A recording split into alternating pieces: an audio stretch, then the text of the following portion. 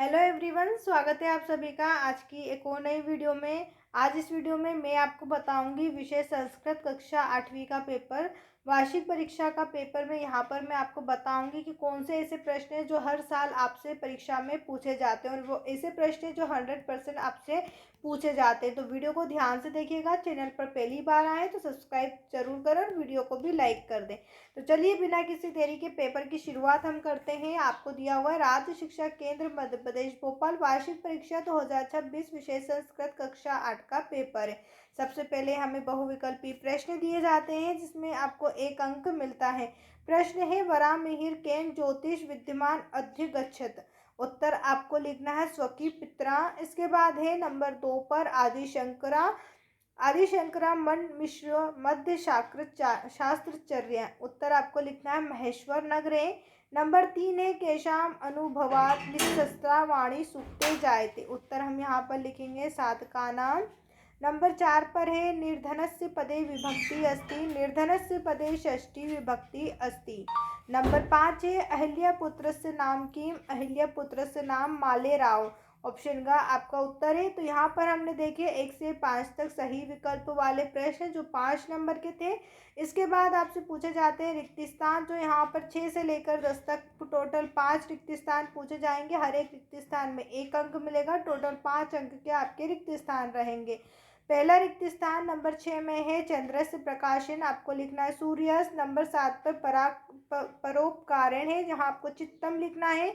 Number 8 है अवसातम उच्चतरम पिता, आपको लिखना है। नंबर 9 वसंत ऋतु माघ मासे भवती। और नंबर 10 आसित पदे, यहाँ पर आपको लिखना है अस। आसित पदे धातु, धातु आपको अस बतानी है। अब यहाँ पर आपसे पूछे हैं अति लघु प्रश्न, जो 2 नंबर वाले प्रश्न रहेंगे। यहाँ पर आपको केवल एक ही पद में आंसर लिखना है, एक वाक्य में ही यहाँ पर आपको आंसर लिखना है, ज़्यादा बड़ा आंसर नहीं पूछा है। प्रश्न है नंबर 11 उदय काले सूर्य से वर्ण कथम भवती। उदय काल के समय सूर्य का रंग कैसा दिखता है। उत्तर आपको लिखना है ताम्र, जिसका अर्थ होता है लाल कलर। सूर्य जब उदय होता है तब उसका कलर कैसा दिखता है, लाल दिखता है। इसके बाद नंबर 12 पर है व्रत केन रक्षन्ते। उत्तर आपको लिखना है धर्म भयन। नंबर 13 है ऐश्वर्य यदि वाक्षन्ति तहे की सेवताम। उत्तर हमें लिखना है नर्मता और विनय। इसके बाद नंबर 16 है जीव लोके कति सुखानी आसन। उत्तर आपको लिखना है षड। नंबर 15 है कर्मणा लेखनम कस्य पार्वी अस्ति। कर्म का लेखा किसके पास है, चित्रगुप्तस्य। नंबर 16 विक्रमादित्य शब्दे विभक्ति अस्ति। विक्रमादित्य में जो विभक्ति है वो षष्ठी विभक्ति है। नंबर 17 में यहाँ पर आपसे लघुत्तरी प्रश्न पूछे हैं जो 3 नंबर वाले प्रश्न रहेंगे। यहाँ पर आपको एक वाक्य में उत्तर लिखना है। पहले हमने केवल एक शब्द में उत्तर बताया था, अब यहाँ पर एक वाक्य में आपको उत्तर बताना है। प्रश्न नंबर 17 है सरस्वती पूजनस्य वेदान्य सत्रम कदा भवति। वेदों के अनुसार सरस्वती पूजन कब होती है। तो यहाँ पर हम लिखेंगे सरस्वती पूजनस्य वेदाध्ययनम सत्र श्रावण पूर्णिमात आरंभ वसंत पंचमी यावत भवती। यहाँ श्रावण पूर्णिमा से शुरू होकर वसंत पंचमी तक चलती है। इसके बाद नंबर 18 है कालिदास महोत्सव कुत्र आयोजित। कालिदास का महोत्सव कहाँ पर हुआ। उत्तर में आपको लिखना है उज्जैनियाम। सिर्फ आपको कुत्र के स्थान पर उज्जैनाम लिखना है, बाकी पूरा प्रश्न आपका वही रहेगा। इसके बाद प्रश्न नंबर 19 है भारत से प्राचीन गौरव विदेशों का स्थापित भारत का प्राचीन गौरव विदेश में किसने स्थापित किया। उत्तर आपको लिखना है स्वामी विवेकानंद। स्वामी विवेकानंद ने शिकागो धर्म सम्मेलन में भारत का प्राचीन गौरव स्थापित किया था। अगला प्रश्न है नंबर 20, जिसमें आपसे संस्कृत के यहाँ पर गिनती पूछी जाती है। तो संस्कृत की गिनती आपसे 1 से लेकर 50 तक की कोई से भी पूछी जा सकती है। तो संस्कृत की गिनती को पढ़कर जाएं। यहाँ पर 3 नंबर में आपसे पूछी है, तो इसलिए 1 से लेकर 50 तक आपको संस्कृत में गिनती आना चाहिए। यहाँ पर आपको दिया हुआ है 35, 44 और 37, सभी का हमने संस्कृत में लिख रखा है। इसके बाद अगला प्रश्न है प्रश्न नंबर 21, जहाँ आपसे कुछ प्रश्न पूछे हैं उनके आंसर आपको बताना। प्रश्न है पठिष्यसि शब्द लकार अस्ति। यहाँ पर आपसे लिट लकार पूछा है। इसके बाद प्रतिदिनम शब्द है समास, प्रतिदिन में समास बताना है, समास अवयवी भाव समास है। और कश्चित पद में आपको संधि विच्छेद करना है, तो यहाँ पर आप लिखेंगे क प्लस चित, इस प्रकार आपको संधि विच्छेद करना है। इसके बाद प्रश्न नंबर 22 में आपसे यहाँ पर 3 नंबर का प्रश्न पूछा जाएगा। एक श्लोक 100% आपसे पूछा जाएगा, इसलिए एक श्लोक याद करके जाए। परीक्षा में 3 नंबर का श्लोक रहेगा। 3 नंबर की मैंने आपको गिनती बताई, 3 नंबर का श्लोक बताए, 6 नंबर का आपका पेपर यहाँ पर कंप्लीट हुआ, जो 100% आपसे हर साल परीक्षा में पूछा जाता है। यहाँ पर इस श्लोक को अच्छी तरीके से याद कर लें। अब इसके बाद दीर्घोत्तरी प्रश्न है, जहाँ आपसे 5 नंबर वाले प्रश्न पूछे जाएंगे।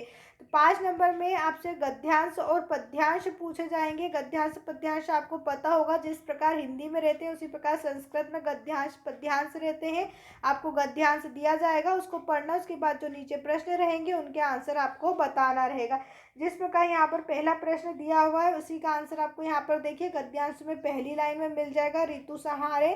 सेम इसी प्रकार दूसरा प्रश्न आपको दिया हुआ है कालिदास, तो यहाँ पर देखिए कालिदास उपमा विश्व प्रसिद्ध, यहाँ पर आपको दूसरे का भी उत्तर मिल जाएगा। तो यहाँ सभी उत्तर आपको ऊपर गद्यांश में से ही मिलेंगे। तो जितने भी गद्यांश पद्यांश है उन्हें अच्छी तरीके से पढ़कर जाएं। यहाँ पर 5 नंबर में आपसे पूछे जाएंगे। ऊपर 6 नंबर का मैंने अभी आपको बताया, तो 5 नंबर, ये टोटल 11 नंबर आपसे यहाँ पर मैंने याद करवा दिया। अब इसके बाद देखिए 5 नंबर में एक पद्यांश भी पूछा जाएगा। अभी हमने गद्यांश देखा था, अब यहाँ पर पद्यांश भी आपसे 5 नंबर में पूछा जाएगा। विद्वान सर्वत्र पूजते महंताम के रूपता, और शीलम सर्वत्र वेधनम, नास्ति ज्ञानत परम सुखम। का सर्वत्र पूजते तो विद्वान आपको लिख देना है, केशाम एक रूपता तो महानतम महानताम आपको लिखना है। कि सर्वत्र वे धनम, उत्तर में हम क्या लिख लेंगे, सर्वत्र वे धनम में क्या दिया शीलम, तो शीलम हम लिख देंगे। नास्ति ज्ञातम पर किम, यहाँ आपको क्या लिखना है सुखम, किम के स्थान पे क्या लिख देना है सुखम। और नास्ति का हम संधि विच्छेद करेंगे ना प्लस अस्ति। तो 5 नंबर के यहाँ पर आपसे पद्यांश पूछे गए हैं। अब इसके बाद आप देखिए तो यहाँ पर आपसे एक पत्र भी पूछा जाएगा, तो एक पत्र भी अच्छे से याद करके जाए। यहाँ पर हमने एक पत्र आपको दिया हुआ, इस पत्र को भी आप पढ़ लें। अब प्रश्न नंबर 26 है, जहाँ पर आपसे 5 नंबर का एक निबंध पूछा जाता है। कोई सा भी 1 या 2 निबंध आपको आना चाहिए, क्योंकि निबंध आपसे परीक्षा में हर साल पूछा जाता है 5 नंबर में। यहाँ पर आपसे विद्यालय, पुस्तकाम, मध्य प्रदेश और धेनु का पूछा है। हमने विद्यालय और धेनु दोनों का निबंध लिखा हुआ है। दोनों निबंध आप अच्छे से याद कर लें, ताकि परीक्षा में आपको कोई दिक्कत ना आए। दोनों मोस्ट इंपॉर्टेंट निबंध है, इसलिए अच्छे से याद करें।